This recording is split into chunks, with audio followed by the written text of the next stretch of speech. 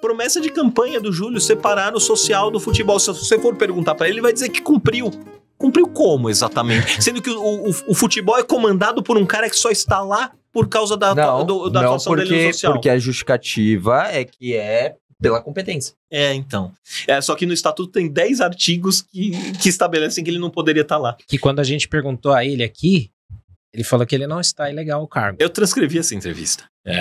E assim... Não tô nem sacaneando a fala exatamente. Sim. O que eu tô falando é assim, que eles passam não, seja o Belmonte, qualquer outro lá, tá por competência, não por questão política. Então. É a justificativa deles. Mas a questão é a seguinte, tem um desses 10 artigos, ele fala sobre notória experiência. Aí sabe como é que eles contornam isso? O Belmonte não é diretor executivo.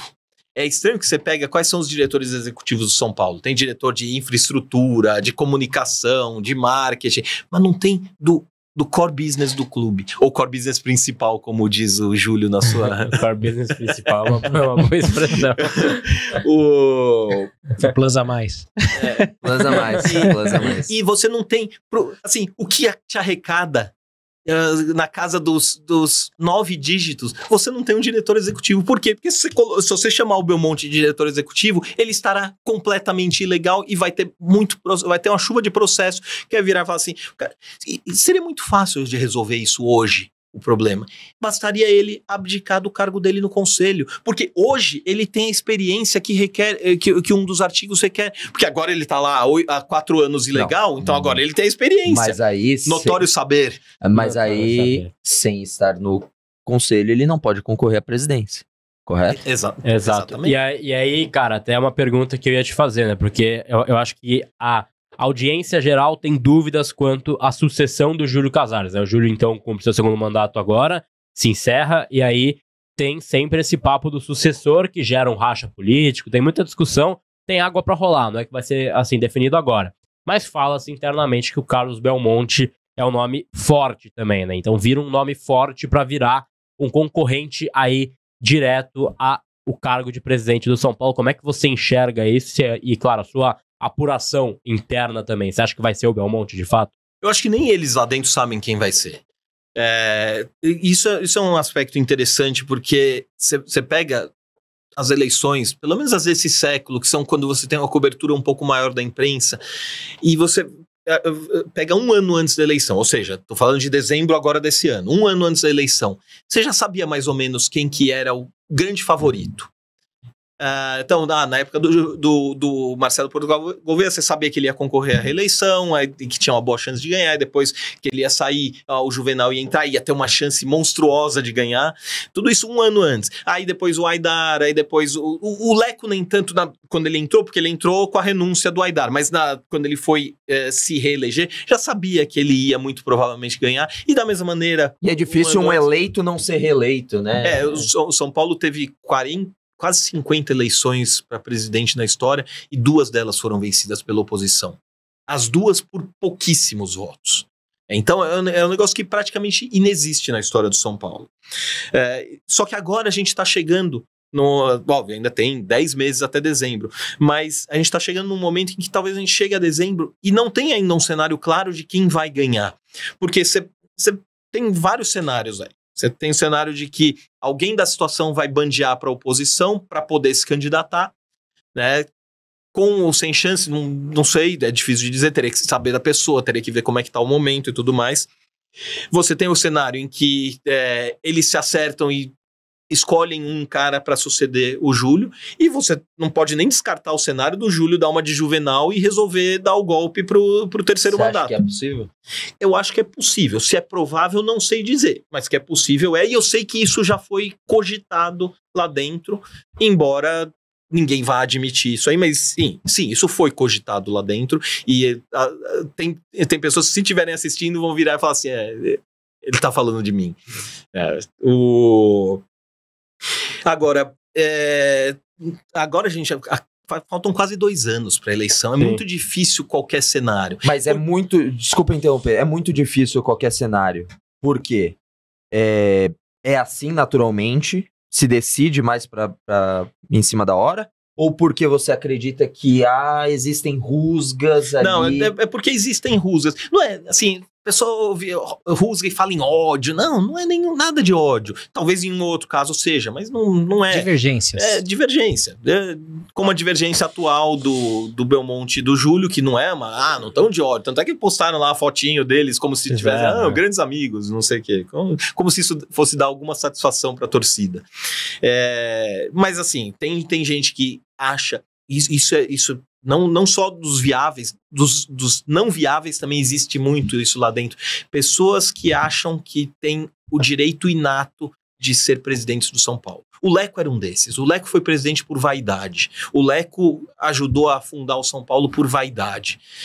Isso é um negócio que eu acho imperdoável.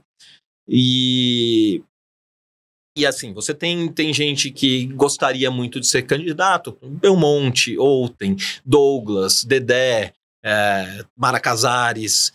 Esses são talvez os 5 nomes que a gente vai ver lá na frente. Vini Spinotti, 6 nomes que a gente talvez vá ver em dezembro do ano que vem. Mas qual deles, ou quais deles, porque talvez algum deles se bandeie para a oposição, e isso também é outra coisa no São Paulo que é nojento. O cara vai para a oposição, volta para a situação. O cara era da oposição e enfim, vai para a situação, né? Assim, teve isso na eleição do Júlio Casares, inclusive, né? Sim. De pessoas que eu tinha um apreço pessoal e que vieram falar pra mim e falaram, pô, mano, tá falando demais da política do São Paulo. Eu falei, cara, mas vou continuar falando. Isso, assim, não tem que ter uma preocupação sua, né? Mas é um cara que era da oposição, viu que estava enfraquecida, pulou pra situação. Isso acontece. Antes da eleição? Antes da eleição, eu sei exatamente. De quem você tá falando. Então, assim, isso acontece, né? Isso acontece no São Paulo. Inclusive, ele chegou a dar entrevista detonando o Júlio e um mês depois passou pra situação. Exato. Teve essa situação. Que eu acho que esse caso em específico, ele pra mim é a política do São Paulo. Pô, se fosse uma pessoa, é o figura, entendeu? Porque acho que é isso. É um cara que, enfim, tava dando um mês falando mal do Júlio Casares, falando que tá não sei o quê. De repente... Pra viabilizar um futuro, muda, né? Não, mas e porque não há convicção de ideias. É só pra tem o nome de um zagueiro do São Paulo? Também. Mas isso assim, é um pedaço do que a gente vê, não vou entrar nesse tema, mas assim, é um pedaço do que a gente vê na política da sociedade mesmo, né? Então, microcosmo de Brasília. O microcosmo de Brasília. O São Paulo, assim como outros clubes, só que tem uma diferença grande. Porque em Brasília, pelo menos, você vai votar no presidente. O seu voto é um voto no meio de 120 milhões, não sei qual que é o eleitorado. Sei lá. Mas assim, você tem o direito de votar. Sua escolha vai estar lá no meio dessas centenas de milhões. No São Paulo, o São Paulo tem o sistema político que o Júlio erroneamente diz que é igual ao dos Estados Unidos. Não é. Ele é igual ao da ditadura militar brasileira. Igual. Só que, aliás, tem uma diferença importante. O da ditadura era melhor, porque quando você votava nos deputados. Então, o São Paulo tem os vitalícios. Você não vota nos vitalícios. Aí, tinha os senadores biônicos. Sim, mas era um ou outro. No caso do São Paulo, é a maioria do colégio eleitoral. O sócio, ele vota em 30 e poucos % do colégio eleitoral. Ele não vota em 40% dos caras que vão decidir. E eu queria trazer um argumento a favor e contra esse ponto exatamente. Justamente para provocar o debate, porque é o seguinte, é fato que o torcedor, ele precisa participar mais do futuro do clube, acho que isso é um consenso, né? Mas você tem que ter formas disso acontecer para proteger, porque você pode ter massas de manobra, você pode ter formas, né? Você já tem hoje. Que hoje já existem. O cara né? do momento, tem a galera que... Tem... O cara do bom momento. Sim, mas por exemplo, um argumento a favor e contra ao voto direto do torcedor ou do sócio-torcedor, geralmente tem o seguinte: a favor, o torcedor tem que ser mais democrático, todo mundo tem que ter direito a voto até pra poder entender como funciona. O cartão conselho não é mais torcedor que o cara que vai na arquibancada. Exato, ninguém é mais que o outro e tal. E quem é contra costuma... Às vezes é menos, né? Às vezes é menos, mas às vezes até muito menos. Às vezes vai no estádio do Palmeiras, não. Comemora gol. E quem é contra isso costuma posicionar o seguinte, fala, aí vamos imaginar uma situação hipotética, tá? Você tem ali uma organização que tem muitos associados. Aí todo mundo tem direito a voto. Essa organização, ela é patrocinada ou ela é convencida a votar num determinado candidato X que não é o melhor para o clube. Aí você tem uma massa de muitos votos ali que vão ser convencidos a votar naquele cara e você direciona uma eleição.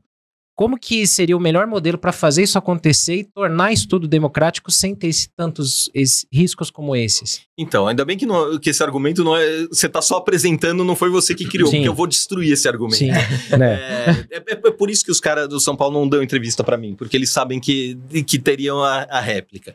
Nesse sentido, o sistema atual do São Paulo, que é péssimo, ele resolve o problema. Por quê? Se você quiser ser candidato a presidente de São Paulo, você vai conseguir ser? Não. Você vai conseguir ser? Não. Você vai? Não. Então, não é qualquer um que vai entrar lá. Porque para você ser candidato do São Paulo, você precisa ser conselheiro. Você não precisa ser conselheiro vitalício, mas é desejável que você seja conselheiro vitalício. Ser conselheiro, você tem que comprar o título de 60 mil, tem que estar no clube há 7, 8 anos. Tem um processo. Exatamente. É um negócio que dá trabalho, e para você ser eleito, você vai precisar ficar fazendo o joguinho lá da piscina, da sauna, ser amiguinho de todo mundo, não sei o quê. Existe participar tudo isso. Da confra. E aí depois, você vai ter que jogar o nível hard desse jogo, que é fazer isso com os conselheiros. Né? Porque aí você tem que puxar o meu voto, né? Não sei o quê. Pô, não vou votar em você só porque você é um cara legal, só porque você é competente. Eu vou votar em você porque você vai me pagar o uísque. É assim. São Paulo é assim.